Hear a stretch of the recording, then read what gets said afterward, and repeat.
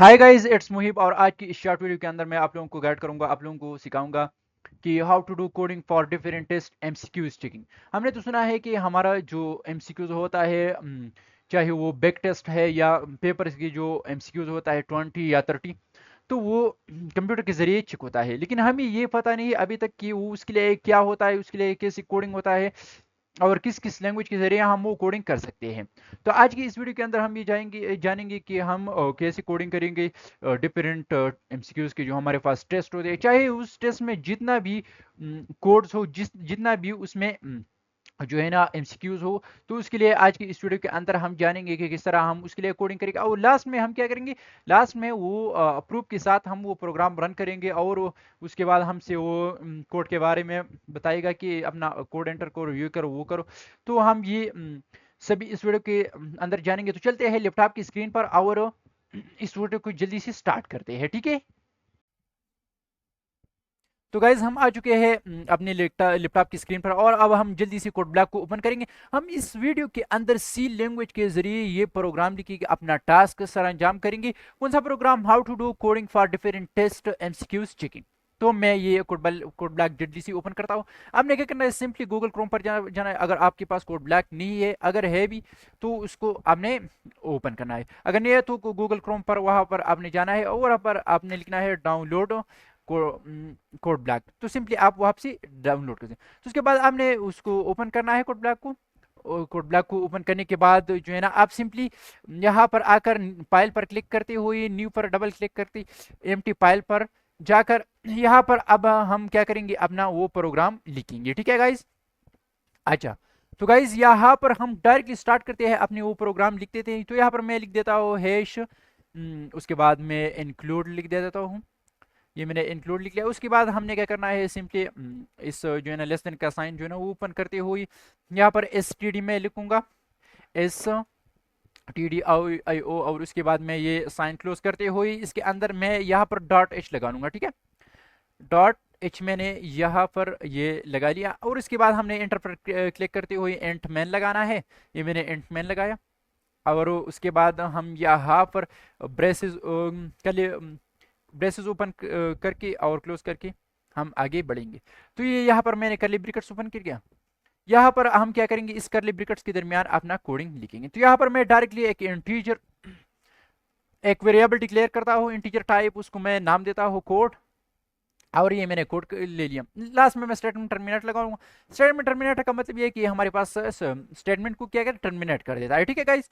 अच्छा, तो यहाँ पर मैं इसको अब प्रिंट एफ ले लेता हूँ और इसमें एक लाइन प्रिंट कर देता हूँ। प्रिंट एफ मैंने किया, उसके बाद मैंने ये ब्रेसेस ओपन और क्लोज किया। उसके बाद मैं डबल कोट्स लगाकर इस उसके अंदर लिखूंगा एंटर,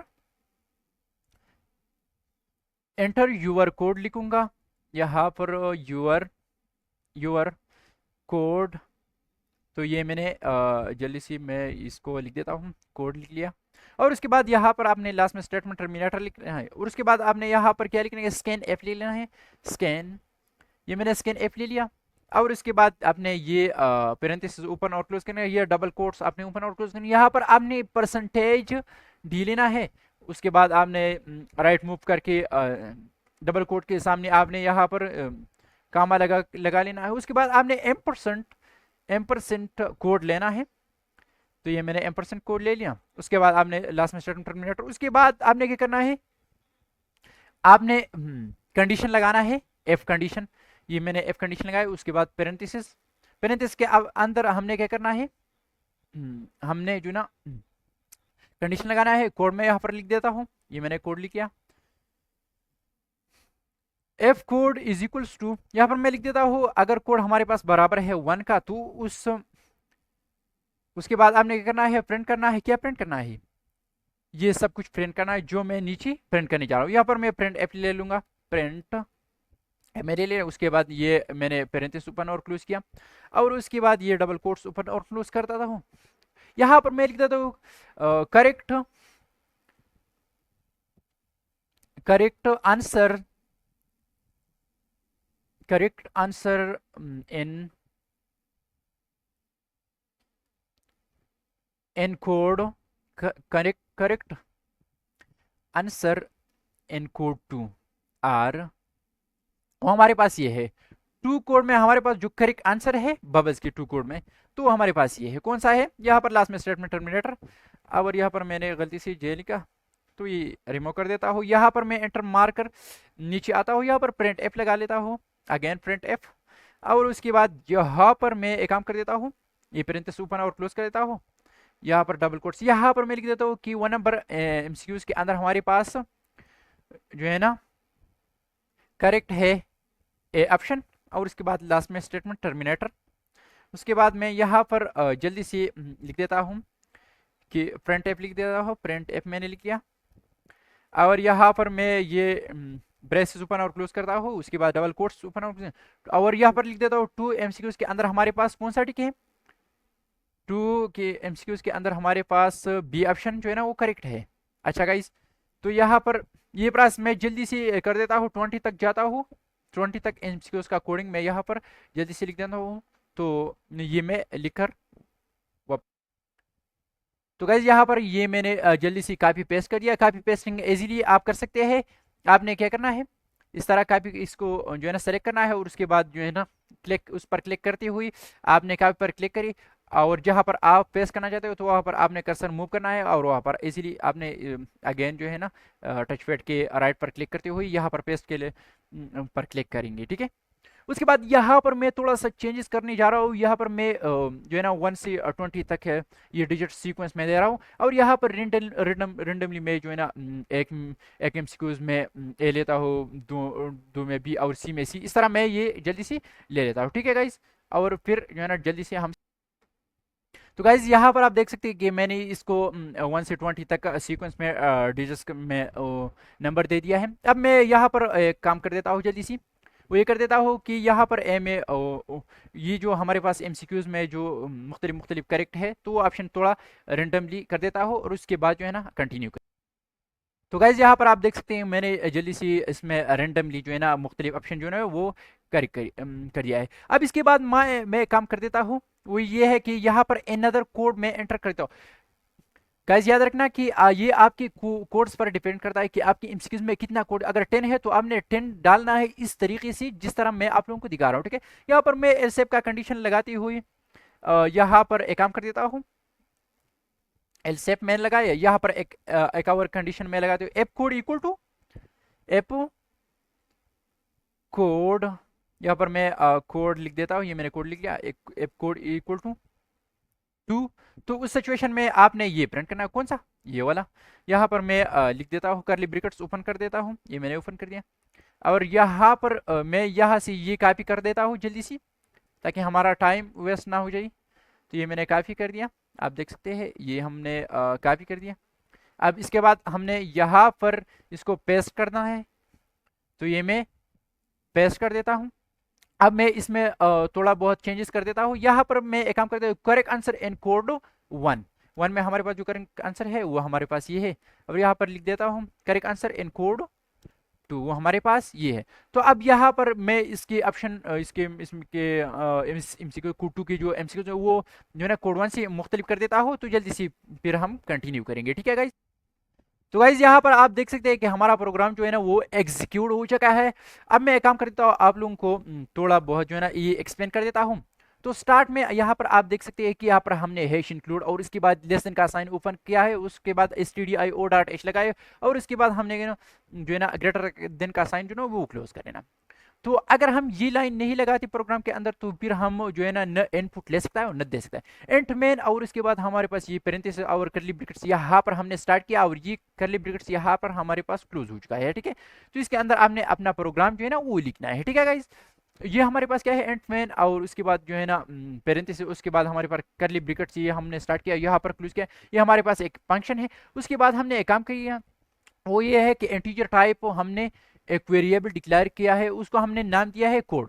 इस डिक्लेरेशन का मतलब ये है कि हमने कंप्यूटर के अंदर एक मेमोरी बनाई जिसको हमने नाम दिया कोड, और उस कोड के अंदर हम जो है ना integer type, digits type value जो है ना हम उसके अंदर स्टोर कर सकते हैं। उसके बाद हमने किया गया कोड को हमने प्रिंट टाइप ले लिया, मतलब रन टाइम विंडो में हमारे पास ये एंटर योर कोड, ये हमारे पास एज इट इज प्रिंट हो जाएगा।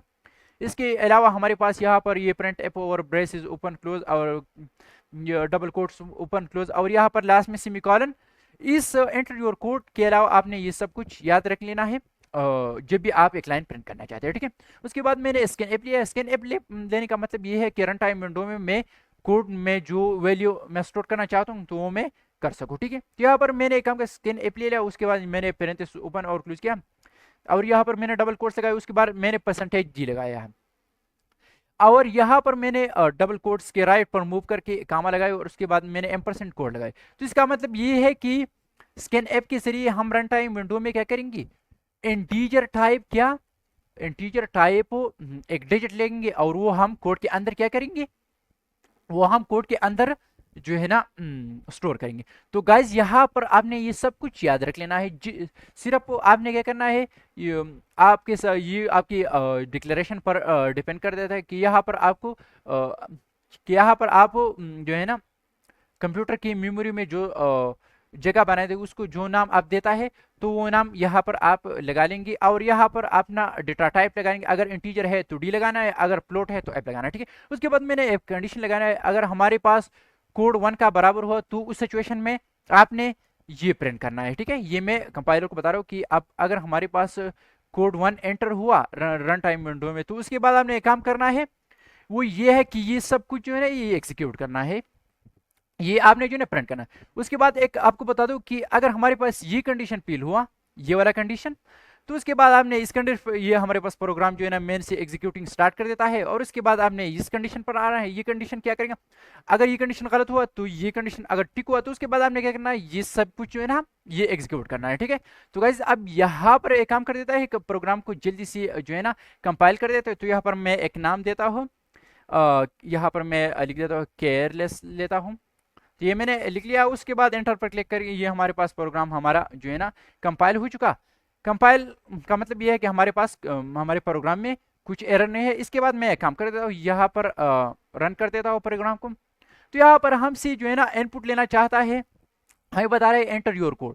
तो यहाँ पर उस ये आप पर डिपेंड कर देता है कि आपका कोड जो भी है तो वो आप एंटर इजिली कर सकते हैं। तो यहाँ पर मैं 1 कोड एंटर कर देता हूँ।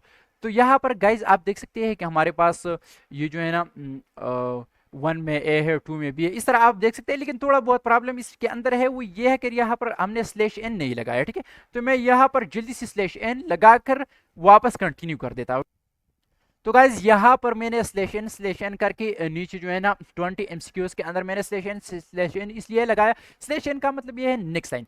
हमारे पास ये MCQs एक ही लाइन में प्रिंट हो जाएगा, ये दूसरे में, ये तीसरे में, इस तरह सीक्वेंस में /n के जरिए हम क्या करेंगे, हमारा हर एक को प्रिंट ऐप के अंदर हमने जो डेटा लिया है, यहाँ पर मैंने 1 में हमारे पास 8 के, तो ये हमारे पास एक ही लाइन, ये दूसरी, ये तीसरी, या इस तरह मैंने Q2 में ये किया।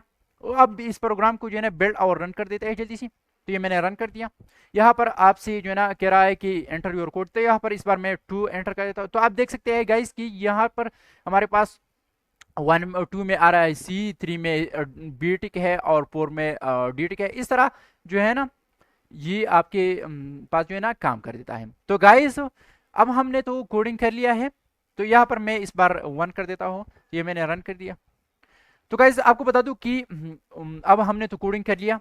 अब इसके बाद हमारे पास डिजाइनिंग का जो है ना स्टेप आता है। तो इसके लिए फिर एक डिवाइस जो है ना वो डिजाइन होता है, वो डिवाइस क्या कर देता है, उस डिवाइस के अंदर हमारे पास जो है ना MCQs जो हमने फिल कर दिया है वो उसके अंदर जाकर, और वहां पर हमने MCQs में अगर 2 फिल किया है तो वो 2 को स्कैन कर देता है, अगर 1 फिल किया है तो 1 को स्कैन कर। अगर हमारे पास सपोज हमारी MCQs के अंदर हमारे पास हमने कोड जो ना वो 2 फिल किया, तो वो जो मशीन हमने डिजाइन किया है इस कोडिंग के लिए और उसके अंदर ये कोडिंग है, ठीक है गाइज।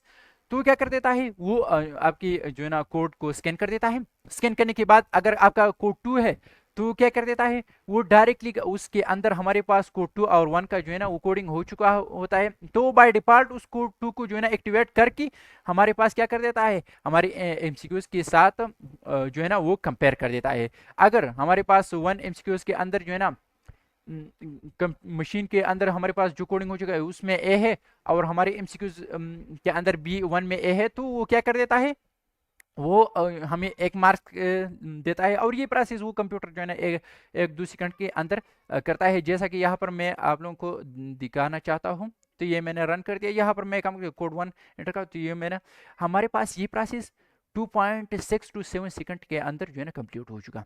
अगर इस तरह जो है ना आप जो है ना बिग बिग टेस्ट बना सकते हैं एमसीक्यूज बेस, जिसके अंदर आप 300-400 एमसीक्यूज डाल सकते हैं, और अपने हिसाब किताब से आप क्या कर सकते हैं, अपना कोड्स भी वो डाल सकते हैं। तो guys this were our today lecture, and the next lecture careless again meet with you people, and I will make like this type of more interesting program for you people. So always take care of yourself, and okay, bye.